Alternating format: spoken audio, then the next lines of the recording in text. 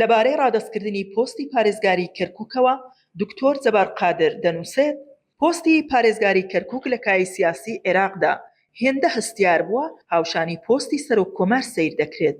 ئەم بایەخە تەنیا بۆ پێگەی جوگرافی و فرەنەتەوەی کەرکووک ناگەڕێتەوە، بەڵکو دەرەنجامی مێژوویەکی ئاڵۆز و ململانەیەکی چڕی ناوخۆی و ناوچەیە کە لەم شارەدا یەکتر دەبڕن.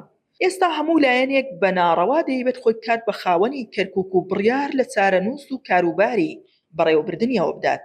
لەم چوارچێوەیەدا بڕیاری یەکێتی نیشتیمانی کوردستان بۆ دەستبەرداربوون لە پۆستی پارێزگار بۆ بەرەی تورکمانی پرسیاری جددی لەبارەی لۆژیکی نوێنەرایەتی سیاسی پێکهاتەکان و پێوەرەکانی دابەشکردنی دەسەڵات لە پارێزگاکەدا دەوروژێنێت.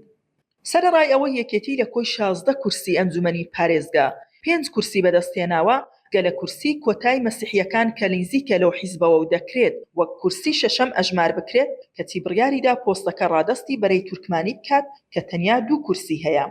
لەم هاوچێشەیەدا باسی پێکەوە ژیان و سازان بڕەوێکی ئەوتۆی نییە، چونکە ڕوونە ئەم بەخشەندەیە یەکێتی لە سۆنگەی ئازادیەوە نەبووە، بەڵکو بازێکە کاتی خۆی بۆ دانانی ڕێبوارتەها لە پۆستەکەیدا گرتوویەتیە ئەستۆی خۆی و بەشێکە لەو زنجیرە هاوپەیمانیە سیاسیەی کە لەگەڵ خەس عەلی کلدانی و حلبوسی گرێی داوە و ئێستاش تورکیای هاتۆتە سەر.